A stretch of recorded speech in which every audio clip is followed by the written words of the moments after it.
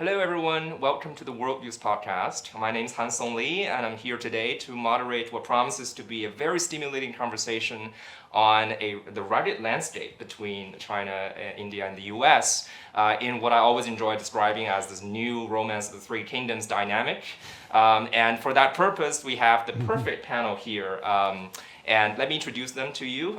First, we have Professor Yasheng Huang, who hails from Sloan MIT. He is a political economist who talks about not only development in the macro sense, but also social institutions and human capital, and most recently, I think, innovation from this long historical trajectory. So I'm very much looking forward to your take on the NETM question. Professor Huang is also one of the earliest Chinese economists who call us to the question of India and China relations, right? So welcome, Professor. Thank you. Yeah. And next to Professor Huang, we have Professor Tarun Khanna, one of my interlocutors and mentors at Harvard. He is a professor at the Harvard Business School, and actually he worked on China for a long time, and he has a background in applied math, but he teaches entrepreneurship and especially what entrepreneurial solutions might be to intractable problems in the emerging markets. So Professor Tarun Khanna is also going to talk about India-China relations with us today, and welcome to our fold, Professor. Thank you, Hansong. Yes, great. So when I look at this panel, of course, I'm immediately reminded of your 2003 foreign policy op-ed, which you co-authored. That's 20 years ago, right? At that time, probably you were focusing mainly on entrepreneurial activities at home in India and China. How do they compare? I mean, your question is, can India overtake China? In a way, that's still one of the questions we have, on our mind, and especially our audience in the US. They may want to know, can we really shift the manufacturing activities to India? Will India be more innovative? And what will China be, right, in another 20 years or so? Can you update yourselves and also us on where you are currently on this question, and also where China is and where India is, both in their own terms, but also in comparison connection with each other? So maybe we can start with Yasheng. You're one of the the first to ask this question, right? So I think it's very important to be precise about what that article was all about.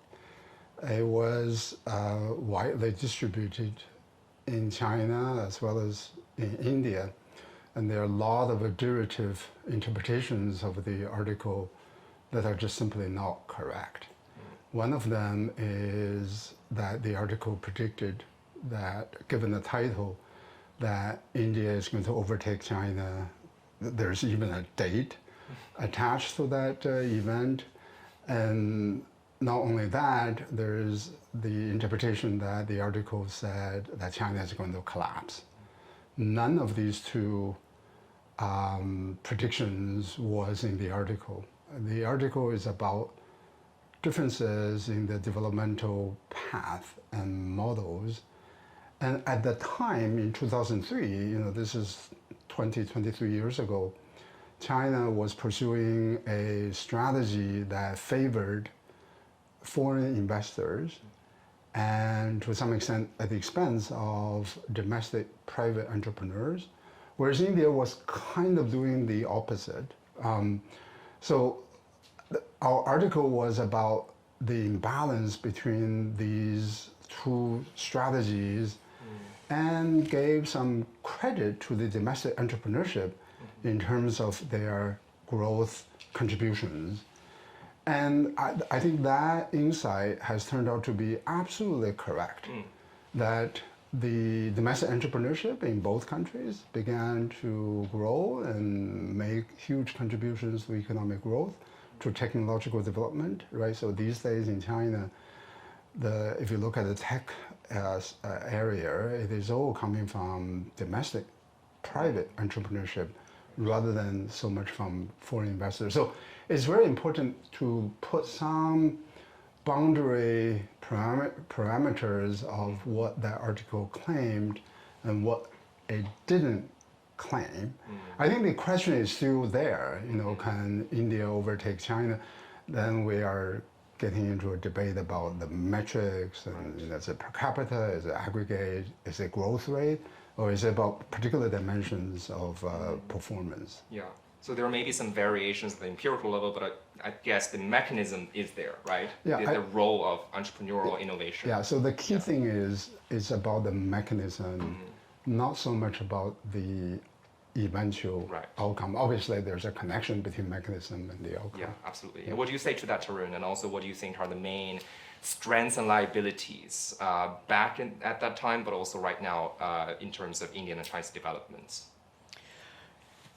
I mean, I would echo Yasheng. He's exactly right. We set out to write a piece on the different developmental trajectories.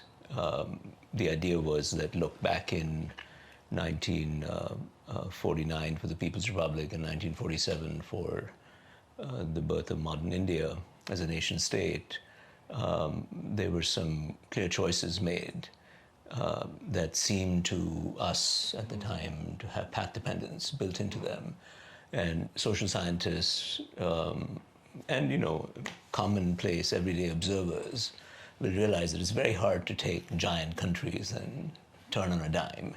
Right. So it's not a particularly surprising hypothesis to start with, that they started differently for reasons having to do with Nehru and Mao Zedong. And they persisted on those paths, and they had dramatic implications for aggregate growth, social welfare, connection to demography, which I hope we get back to at some point. And the title, as I think Yasheng was alluding to, was really a shock to me when it came up. I think it just showed up. I think these kinds of magazines, the publisher retains the prerogative. You don't have too much control over the... Yeah, it's not like a purely academic journal. It's written for an intelligent lay audience. And it just showed up like this, and I remember saying, what is this? Did I write that? It served, I suppose you could say it served a constructive purpose of getting attention to the issue. That's right. And I think that's been very productive because it triggered a whole maze of all sorts of colleagues and less qualified individuals crawling out of the woodwork to pronounce on this and that. But in the main, I echo what he's saying. And I do think that the trajectories have generally still stayed somewhat distinct. Their interpretation and the boundary conditions under which those paths are being actioned out are different, as Yasheng was just alluding to. But in the main, the Indian state is not as strong as the Chinese state. Now, I'm not a qualified political scientist, so there must be better ways to say that. But the capability of the Indian state is not buttressed quite as much. On the other hand, the domestic entrepreneurs in India have always had free rein to interpret their possibilities. And in the main, those differences, I think, still remain after all this time. Interesting. You just came back from India, right? I know that Yasheng just came back from Europe, and you just came back. I came back from Istanbul, but close from enough. Istanbul, but then before that in India. Yes. What is that assessment, right? The institutional structure, the government strength, and then versus the freedom for the entrepreneurs to define and develop. Do you see any ongoing change? Is there a reflection point, or do you think that's more or less still what? No. I think the dramatic change in India. Probably, if I had to pick a date out of a hat, and this is always a fraud exercise, would be around 2008, 9, something like that. Nothing to do with the financial crisis. Right. Just with an acquiescence by the state, a de facto acquiescence by the state to say that we should harness the capabilities of the Indian entrepreneurs and the global diaspora to helping what I would characterize still as a well-intentioned but anemic state. And that's a sea change, right? Is to say that, the private entrepreneurs are shunned, which they were for a very long period of time. And then starting with a balance of payments crisis in 1991, perhaps going a little bit earlier to the late 80s, there was a recognition that other things had to start moving along. And then in the late 2000s, with the attempt to create a biometric ID for 1.4 billion Indians. And that was sort of the Aadhaar. Aadhaar in Sanskrit, in Hindi, means foundation. So the biometric ID was going to be the foundation of everything. And it's being shockingly successful in many ways and completely rewired Indian society. So you can if Yasheng and I were sitting down to do something again, which I hope we do at some point, it would be to say, at least in the Indian side, it would be to recognize that both the private sector and the state have recognized their mutual complementarity, or the possibilities of mutual complementarity. Tensions remain, as they always do in any political economy. We see it in the United States, we see it in China, we see it in India. But in the main, there is a acquiescence that each side has something to give. Yeah, right. And I have this kind of resonant question for Yashin. So when I look at Ultra on the Dark Myth, when I look at even DeepSeek, right, these are not large state, initially at least they were maybe state encouraged, but at least they're not state subsidized giant SOEs, using FDIs. Is the success story in those cases going to change the dynamic, or at least the tension between these different paths at the public discourse level, or even at the policy level, or is this just a kind of just natural thing that we're seeing, but it's not going to change the structural path? Yeah. So let me make a comment about the kind of the state capacity first, and then get to the DeepSeek. In my forthcoming book, I compare the state to cholesterol. Too little of it, you die. Too much of it, you die. Right. So the trick is always how to strike the right and optimal balance, right? So there's this idea of narrow corridor, right, by James Robinson and Darren Acemoglu. And it's not that easy. And I would argue that India was on the lower bound of that narrow corridor, right? Maybe too little. and I ended my book on the following: you as a doctor, you never prescribe diet to someone who is suffering from low cholesterol, right? And you don't prescribe excessive nutrition to someone who's obese. So it's not a binary thing. It's a kind of, muddling through and finding the right balance. And you don't really get it right. And sometimes you get it wrong, sometimes you get it right. So in the case of China, I would say I think it was true before, but I would say today it's even more true that this is a country with too much cholesterol, too much state power. And you look at the successes of DeepSeek, but the path dependency dynamic comes in. The country came to this current state of affairs from long history of decentralization, privatization, FDI, globalization. China went very far in terms of globalization, further than India in some aspects. And it's not surprising that some of these success stories happen in regions that are most closely connected to global community and to private entrepreneurship. And they're kind of the least connected with the central government. The DeepSeek is run by a hedge fund, quant hedge fund. For a period of time, the Chinese central government wanted to close it down because they didn't like the speculative trading, they didn't like the risk-taking attitude of the fund. Now it is celebrated as a hero, but exposed, right? So there's an academic term after the fact. A lot of the so-called Chinese industrial policy successes are successes after the fact.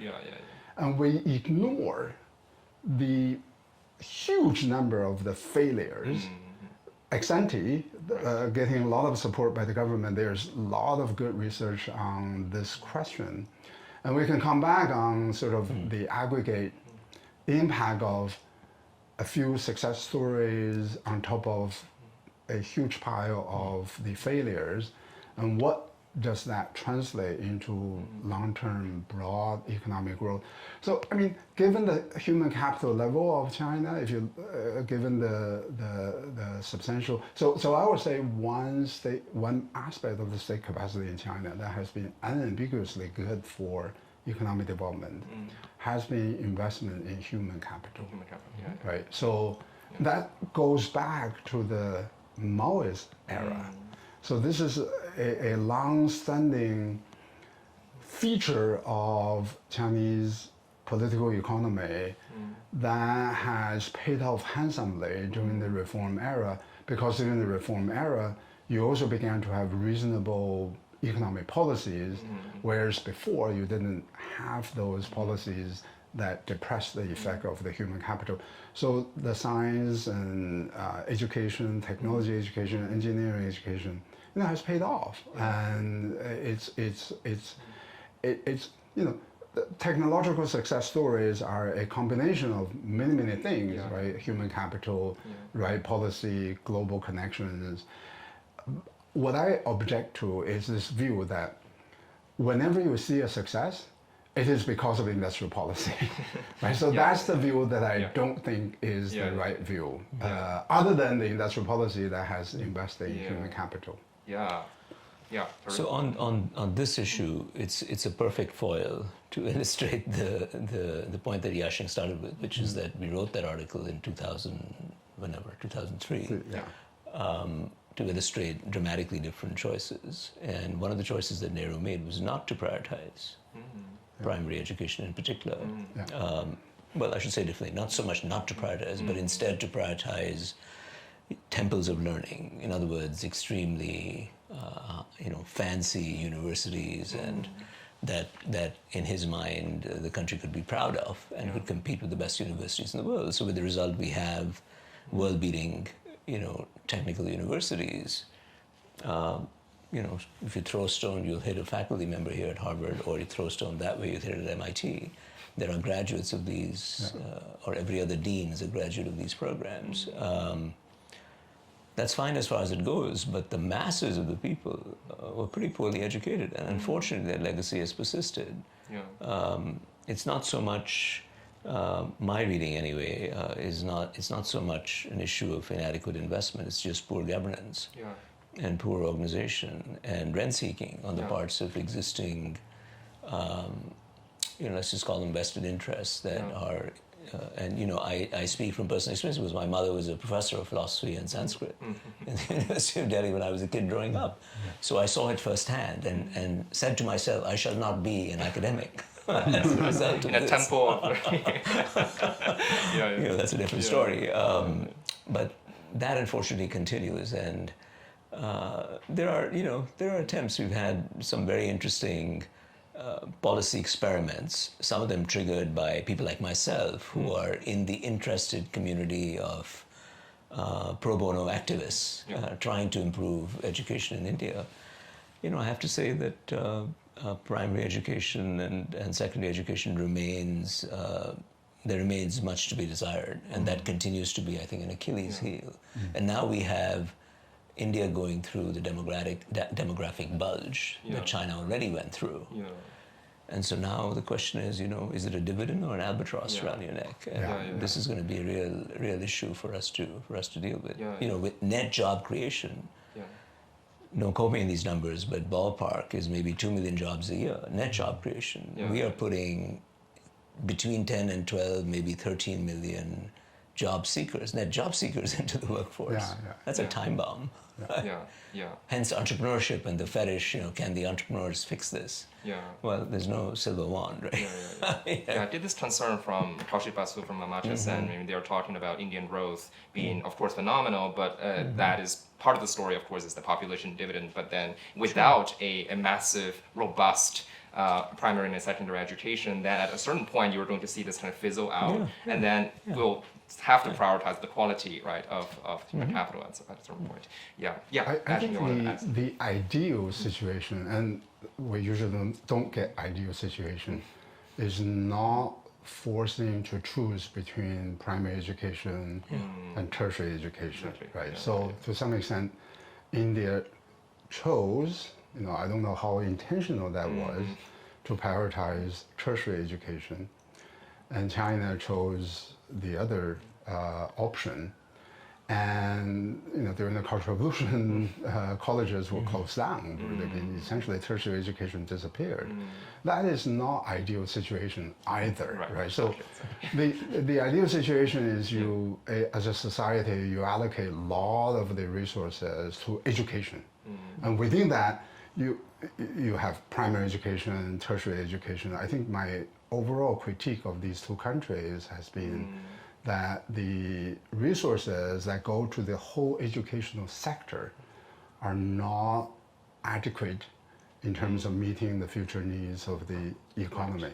Right. And I used to go to India quite often, and so people there saw me as Chinese, and they always viewed that the Chinese success as rooted in building hard infrastructure, right? So physical buildings and physical infrastructure. I'm not saying that's wrong, but I do want to point out that as a developing country, you have some hard choices to make, right? Right? So the money that you allocate to physical infrastructure is not the money that you allocate to education. And so then the debate is, which investment is more urgent, which one can wait. My own view is that physical infrastructure beyond the minimum level can wait for the time when the GDP growth picks up and private investors and foreign investors can pick up the cost of that. Whereas fundamental education, basic education, nobody, private sector, is willing to undertake that investment. So the government has an unshakable obligation, and so this is where I have not been impressed with the kind of the discussions that I encountered in India. Well, these are tough trade-offs, I guess. These are tough especially trade-offs. at the start of the development. I was reading Eleanor Roosevelt's account of how she was presiding over the Declaration of Human Rights, right? Universal Human Rights. And Hansa Mehta from India at the time, she was making the argument that I like everything in it. It's just I don't think it's possible for us to achieve, perfect coverage of education at these levels. Right now, hopefully, the two countries now have more resources at their disposal. Maybe we can do more with them. So I do want to bring the U.S. into this kind of trio dynamic.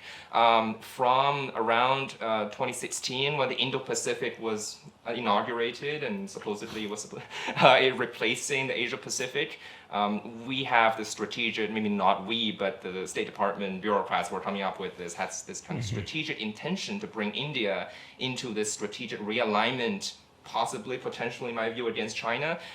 India has performed to some extent, so long as it has to do with Indian interests at the border, but it hasn't been performing, according to U.S. instructions. And then we hit Ukraine and Gaza, where India and China are more aligned on the Ukraine issue. We continue to buy from Russia, but on Gaza they do differ, right? One is more pro-Israel, one is pro-Gaza, although both are trying to pitch themselves as leaders of the global South. And then we hit the tariff war, which I guess is part of the reason why Modi visited Tianjin and showed up at the Shanghai Cooperation Organization in a very friendly way. And then we have the visa issue, we have H-1B war, where India, I think H-1B is 71% or 71-ish are from India, and maybe 11% at a distant second are from China. So we have this new friction and tension.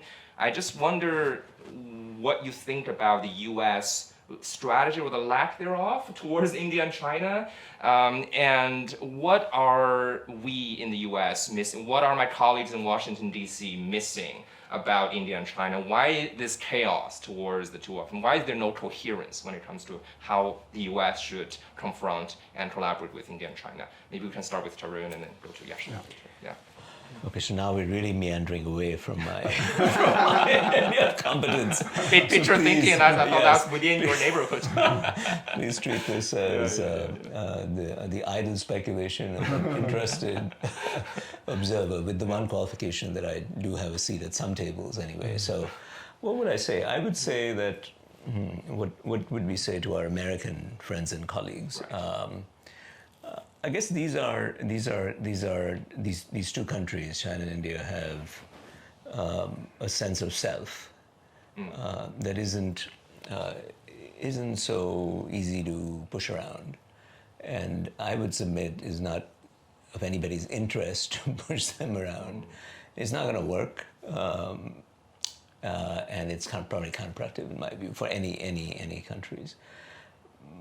Certainly speaking more for India than China, India sees itself as, even though it was de facto leaning towards the Eastern Bloc in the non-aligned era, which is some time back now, de facto it has been pretty close to the US in terms of intercultural ties and affinities, and seeing itself as the largest democracy to mirror the oldest democracy, if you will, at least in some parlance. And so there are natural affiliations. So I think when you were alluding probably to the Quad, this idea of the Quad, when that was announced, my sense is that people saw it as, four democracies kind of aligned, and China's been pretty aggressive in the South China Sea and other border regions in a variety of different theaters. And I think from the Indian standpoint, that's how they saw it. So they saw it as a natural coming closer than before, with no pretense that everybody knew at the outset that not everyone is going to play ball completely as per the dictates of one or the other. And that's sort of come to pass the first time that there is a fissure, in this case with the two unfortunate conflicts that are raging around. So I'm not surprised that that's the case. There continues to be the geopolitical reality that India is not sufficiently strong of its own to counter everything that gets thrown at it. And so it has to be very clever about how it continues to invest in its own capability, which I think is the dominant ethos, that it's better to focus on yourself and deal with things that are in your control. For instance, primary education, primary health, quality of universities, de minimis infrastructure, which fortunately we're starting to do. So we went in the Yasheng's terminology, we went completely low cholesterol, beyond the point of being healthy. And we need perhaps a little bit more physical infrastructure. So do the things that you can do, and then deal with the curveballs as and when they emerge with some degree of being judicious or diplomatic effort and theater, as the case might be. So let me stop with that. Yeah. And Yasheng on U.S. attitudes for China. Yeah. So I mean, geopolitics is a very complicated issue, and not necessarily the area of the expertise. But I did spend 1 year in Washington D.C. during my sabbatical year, and so I invested some time in learning about these discussions and participating in some of them. I think the idea of Indo-Pacific alliance, not alliance, but kind of a coalition, Kirk Campbell, I think he sort of came up with that idea, and it was more about the posturing by China beginning 2015, 2016, that the US viewed as more aggressive than before on geopolitics, South China Sea, Taiwan, and sort of this idea that the rise of China gives the country to challenge the existing global order. And then Kirk Campbell and his colleagues believed that it was difficult for the US by itself to contain, is probably too strong a word to use, but to cope with this particular rise of China. So that particular rise of China was viewed as fundamentally different from the previous rise, which was mostly just about GDP and economy rather than geopolitical challenge. So then they look around and they saw India and try to recruit India into this idea. I don't think India wholeheartedly bought into the rationale, but for India, I think India has a long history of not being overtly and too much sort of allied with one side, right? So non-aligned movement. India was one of the key countries in that movement. So here I venture an idea, and happy to be corrected. If there's no border issue between China and India, I don't think India would go along with this correlation. And if there was no border conflict, which was total surprise to me, and of all countries, right? So why with India? If there was not such a thing, then I think India was not motivated to be even viewed as being part of this coalition. But here's what happened, right? So as we know that there were some really nasty border clashes, and I can also felt at the time that the attitude among the Indian chattering class intellectuals toward China shifted dramatically, right? So I would, I don't know the details of these border clashes, but I just think that was one of the things that happened that did China no favors, right? And I would imagine if you were truly trying to isolate the United States, you want to be friends with a lot of people, rather than with none of them. So if you look at the issues surrounding China, China had issues with Japan, China had issues with South Korea, China had issues with the Philippines, China had issues with India. So if it is one or two, then probably the fault is with those countries.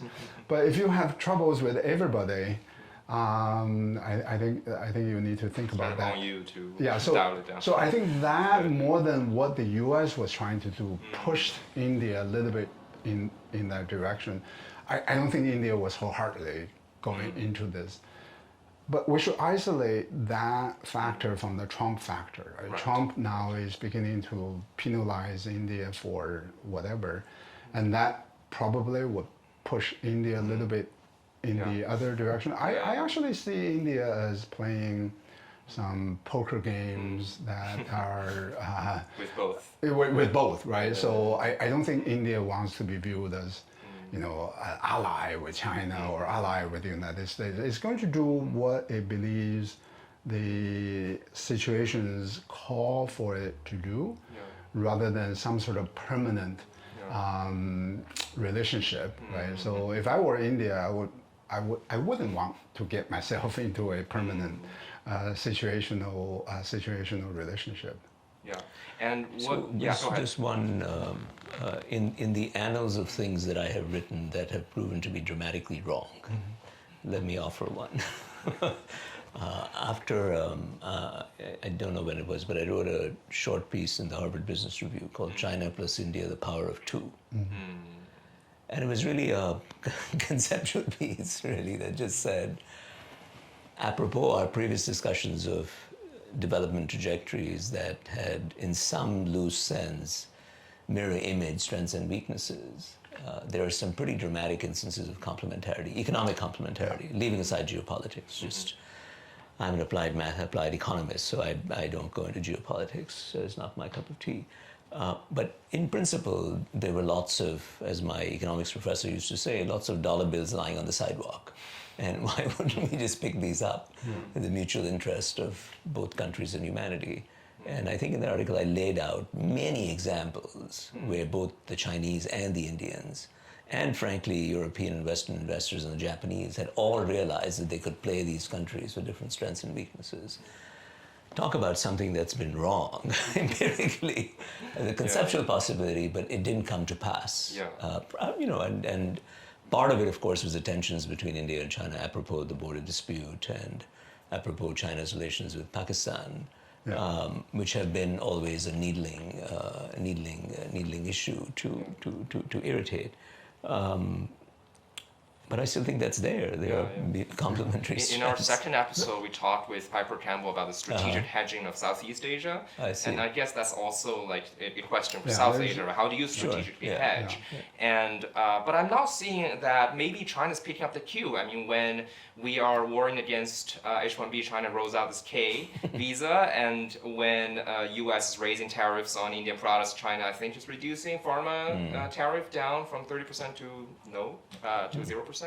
Do you think this is sustainable? Do you think this is China strategically, consistently trying to play this? Or do you think this is just an ad hoc thing coming from Beijing? So I'll get to that, but I want to pick sure, up what Tarun just said. I think the complementarity is still there. Yeah. Right? It's just as an objective economic fact. So for years, I taught a course on sort of getting our students to do local consulting projects in both China and India. And we did many projects in India for Chinese companies, which have invested in small startups in India. India was a source of revenue growth, was a source of, in some cases, technology. And for India, there were also investments in China. So the economic complementarity, I think Tarun, you were absolutely right about that. I think the thing that I think as scholars we are not very good at is to read the intentions of the policymakers, and we sort of assume that they also act on economic, well, not rationality, but economic rationality, right? So there could be rationality. there could be like other rationality. rationalities. So we're not saying they're crazy people. They're just that Yeah. they have a different Objectives, right? they have different objective functions, and so I think none of I hear I speak on behalf of a lot of the China scholars. None of us was able to predict this movement away from economic rationality under Xi Jinping. I think that so that was something that we even didn't think about. And I used to actually criticize Chinese government for putting so much emphasis on GDP. But now I think that criticism was a little bit excessive and not needed.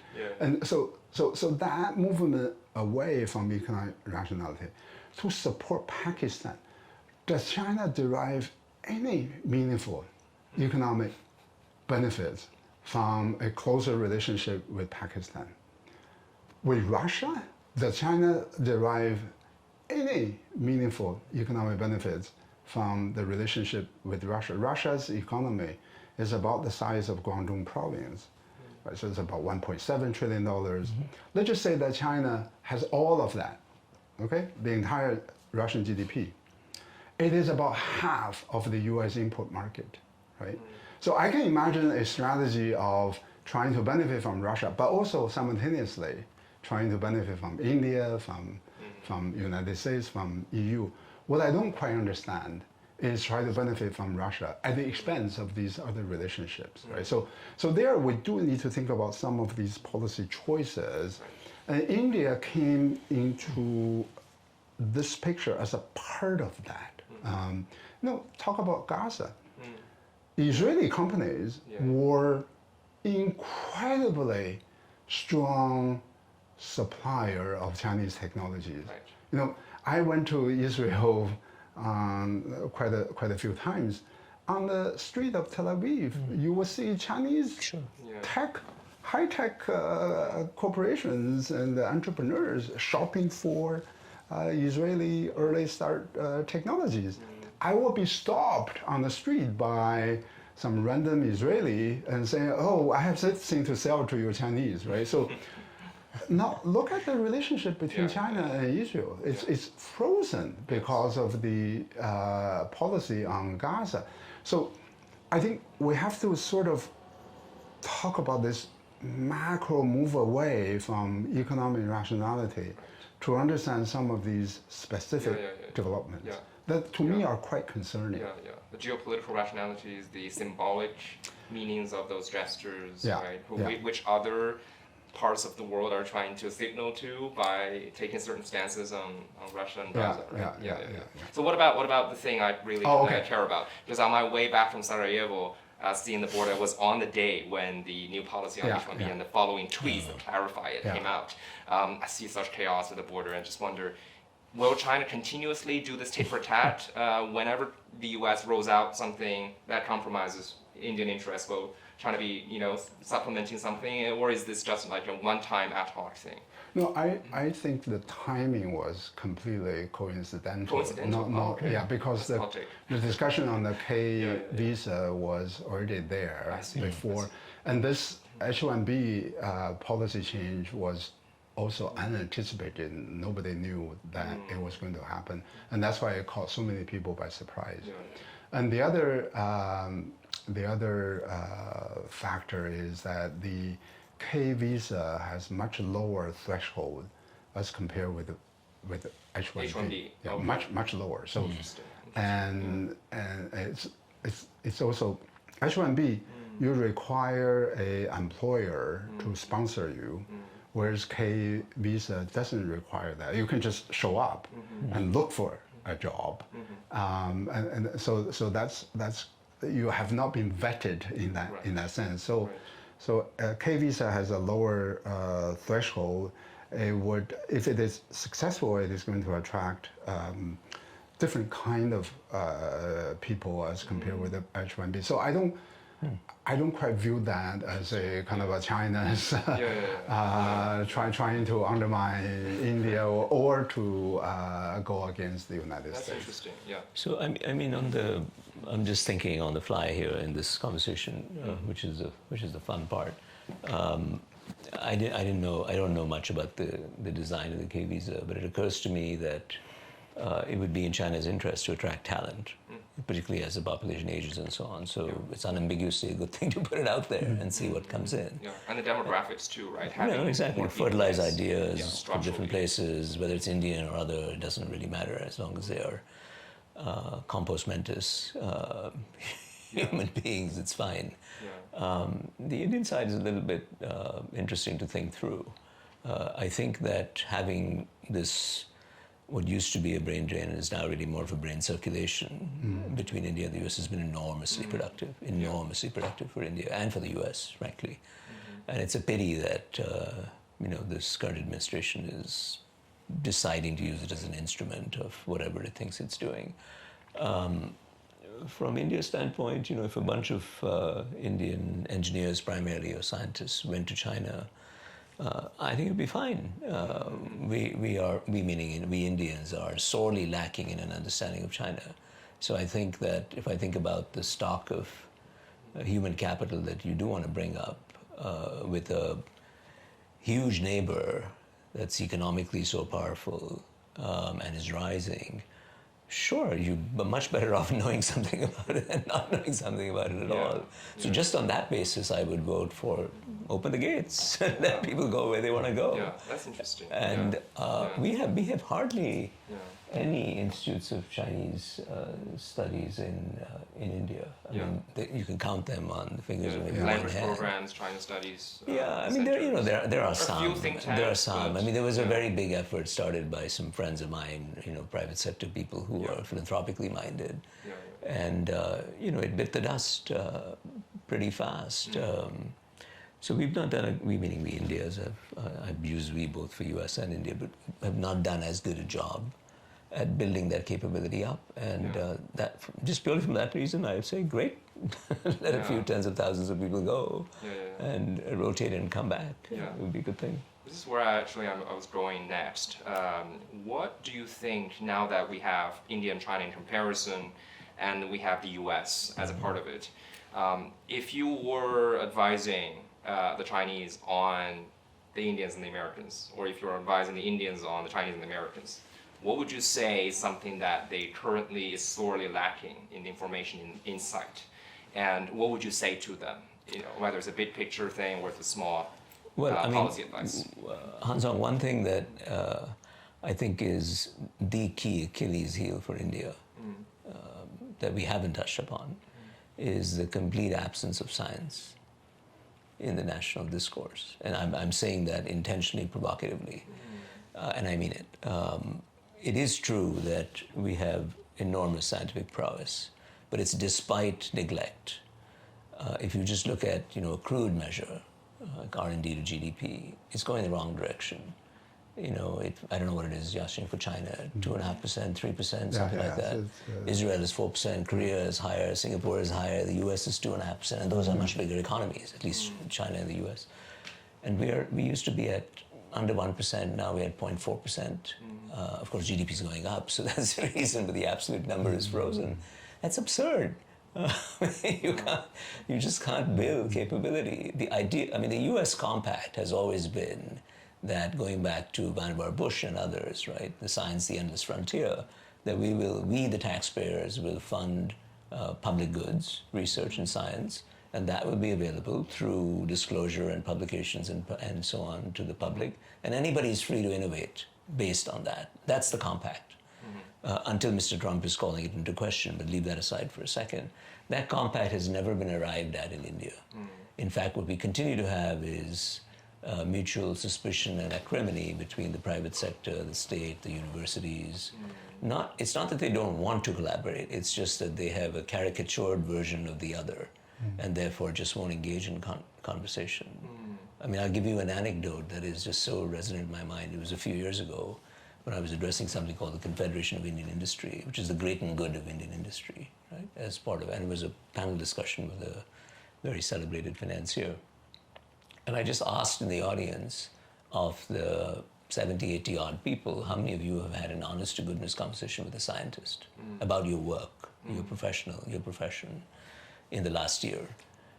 And other than one person from the pharma sector, nobody raised their hand. I repeated that experiment in our HBS classroom with the executives, and 70% of people raise their hands, right? And that includes people who make chocolate bars, for material science or something. So there's no such thing as an industry that's not touched by science anymore. It just doesn't exist. Even leave aside AI into a special box. So science, sans AI, I would say, still affects every single company in the world. You just don't know about it. And India really needs to get on with the ball. So that conversation is just starting, and it needs to speed up pronto. Wow, great, thank you. Yasheng? I think that's a great point. And if you think about Singapore going back 30 years, 35 years ago, they began proactively to go into science. We're not talking about technology. They went into technology too, but basic science. The biopolis in Singapore was established with massive support from the Singaporean government, recruited an MIT professor to be the head of it. And MIT has had this relationship with them since the 1990s. And China began to do this in the late 1990s, at the beginning smaller scale, but ever increasing scale, but also collaboratively with North American universities, Japanese universities, and European universities. MIT used to have many collaboration programs with Chinese universities. And I never saw similar outreach from India, sort of proactively going after scientific collaborations. And this is not because there are no scientific human capital of Indian origin. There are lots of them in this country. So it's kind of a natural bridge, right? So there are a lot of Chinese scientific human capital, and that's a natural bridge for China. If you look at the biotech sector in China, this is one area I would argue that is taking off even more impressively than AI. AI is optimization. Biotech is really, drug discovery, drug development. Every single one of these biotech startups was run by a US-educated Chinese biologist, right? Bioscientist. And then the government set up incentive programs and to attract them back. That began to happen at the time of our article, 20 years ago. So this is a long process in the making. If India doesn't start today, that's going to postpone that process. And I do believe, I just came back from Europe and I had conversations with European universities there about that. In the past, one reason why the US didn't feel that there was a need to have a human capital recruitment program was because of the incredible ecosystem of the US academia, right? The freedom, the funding, and all of it that we are so familiar with. But now things are changing, right? So beginning in 2018, there was a China initiative targeting the Chinese American scientists. One of my colleagues at MIT was arrested, and that was the origin of the organization Asian American Scholar Forum, where I serve as the president, and that has resonance with so many of us, and now the cuts of funding across the board, right? NIH funding, National Science Foundation funding, DOE funding. I think that has provided an opportunity for these other countries to come up with a specific talent recruitment program. I was in Germany, we were talking about this, and they admitted they didn't have the bandwidth and the vision to put something together.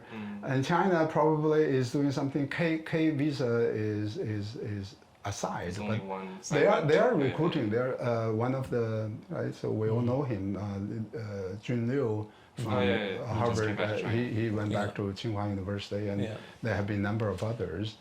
So I would really urge Indian universities and Indian government to act quickly and now taking advantage of this basically God-given opportunity.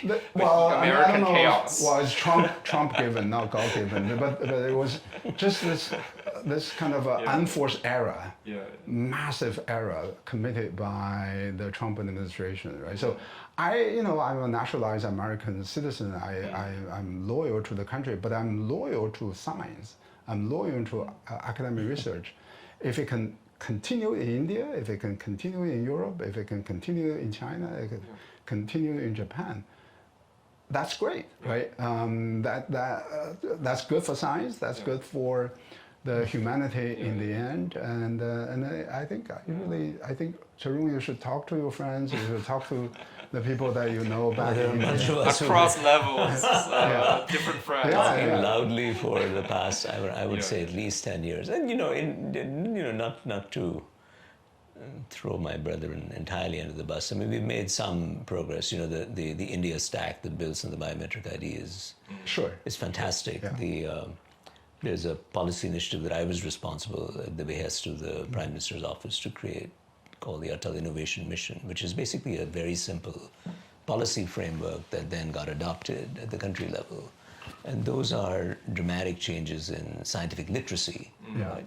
But they are not what we are actually just thinking about, which is large amounts of resources directed towards, say, the top 20 or top 50 or top 100 universities. There's something more foundational that in the long run is even more important, which is scientific curiosity, as opposed to hard cash. But right now, where we Indians are in our developmental trajectory, we need the science. It's a necessary condition to get out of lower middle income trap, in my view. And we're hoping that the powers that be. And also, as you pointed out, Tarun, these things have the path dependency dynamics, right? So once you set the country on that path, the key thing is setting up that path is incredibly difficult and expensive, right? But once you set it up, it kind of can go on its own for many years. Exactly. Right? Yeah. I mean, in India, the issue isn't so much even the expense, Yasheng. I think it's just that there are vested interests that are perfectly happy feeding at the trough. They may not, I'm not saying they're bad people, they may not be doing it with ill intent, but they are so convinced that their way of contributing to society is the right way to continue indefinitely that they end up tripping it up. And that's just it. It's not the money issue anymore. And some part of it is cultural, right? So I'm moved by the cosmopolitanism here and the love of humanity. I would like to ask one final question, which is about cultural and civilizational narratives circulating between the West and India and China. Both are understood to be quintessential examples of civilizational states, however you want to define that. And I guess part of our setup today is also very civilizational. We have the trilogue here, which is Tibetan and is right at the crossroads of civilizations between India and China, symbolizes our friendship. I mean, if talking about money, Chintamani, that comes from India. The trilogue, I think, etymologically has to do with the chakra and the wheel of Dharma. So your mother is a Sanskrit professor. I know Professor Huang's parents are also from a background of literary excellence, so I think it's also not completely off to ask this question. What are the civilizational messages that we can get from India and China? What are the ancient wisdoms? Are they relevant in the age of AI or not? What can we learn from these two deep civilizational states? All the news anchors are saying nowadays when they're furious about the US, and we are old civilizations, we're 5,000 years, they're only 200 years, stop lecturing us. But like, what can these two civilizations offer really? Now, I mean, as this podcast progresses, we go further and further away into cosmology. So, so what is even more than the usual grains of salt, multiple grains of salt. What will past Indica look like? What will past Indica look like? You know, there's a phrase in Sanskrit, the Vishwaguru, which means just a teacher to everybody. It shouldn't be interpreted arrogantly, but it just says that there are some fundamental human values that are just universal. And I think India would like to say that we want to contribute to that corpus, and that is a defining ethos. If you look at the history of India, it is like a palimpsest, right? It is layer upon layer upon layer upon layer upon layer of religion, ethnicity. Which is why you have this bewildering ethno-linguistic diversity in India. And I think that's a huge strength, huge strength that, I mean, if in the American consciousness, I love that book, Harold Isaac's Scratches on My Mind, which sort of, going back to the 70s or 60s, which starts by speculating, why is it that the American mind knows nothing about India at all? Right? And then it goes on to some musings about it. But even prior to that, there was Swami Vivekananda, who came to the Chicago conclave of religions. And in the 1850s, 1860s or something. I could get my dates wrong. But essentially gave an address that has stood the test of time and continues to be accessed by all civilizations, to just say that, look, we're all human. And there are some basic fundamental values that I think everybody subscribes to. So I think that would be to the extent there was a civilization, that would be my candidate for it. Great, thank you. And Yasheng, you have the final word.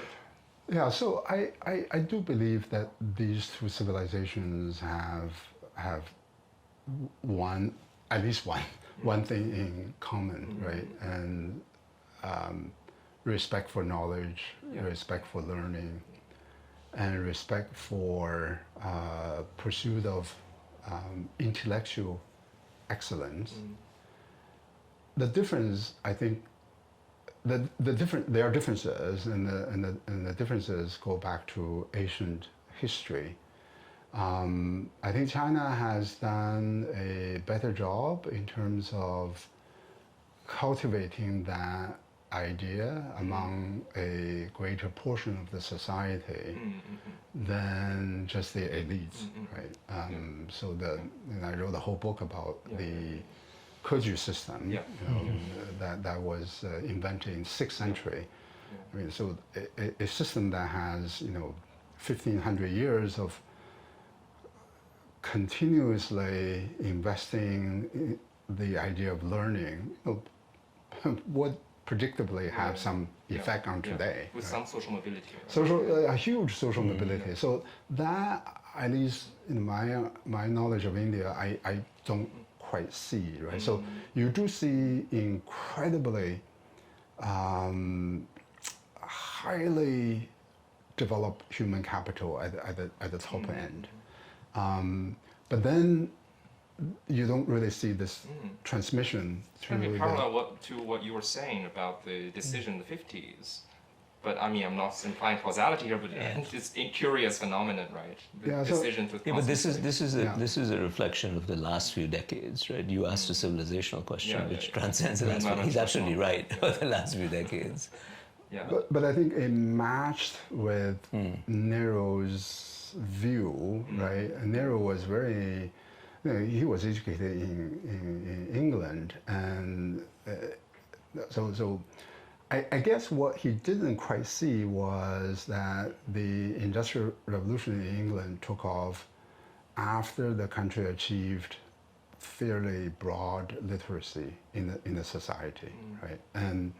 But what he saw was Cambridge and Oxford. But that was at the end of that process, and again, I'm totally just guessing, he saw that and he transplanted that idea to India without the comparable foundation that England achieved.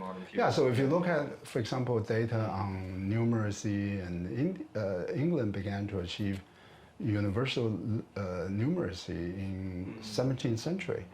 And then you had the scientific industrial revolution. China had a fairly high level of that massive numeracy without the industrial revolution, because we can go into that's a whole that's a whole yeah, so I think that if I were Indian government, I would think about that issue that way, right? So the country definitely has incredible tradition of excellence, intellectual excellence, abstraction, argumentativeness, and the ability to do pure math, right? Yeah. And so pure logic, linguistics. But the recognition has to be that just do these elite excellence is not going to be enough. And what will be the kind of investments, both financially and institutionally, that the country needs to make to distribute that sense of excellence down to the society? As you know, growing up in China, in each village in China, if you got into a university, it was viewed as an honor for the whole village, right? The whole village, right? The whole village. And the placard will carry their names, and in fact now scholars use that record from the Ming Dynasty to study the human capital formation. So there was just this kind of respect for literacy, respect for learning, respect for the ability to read books.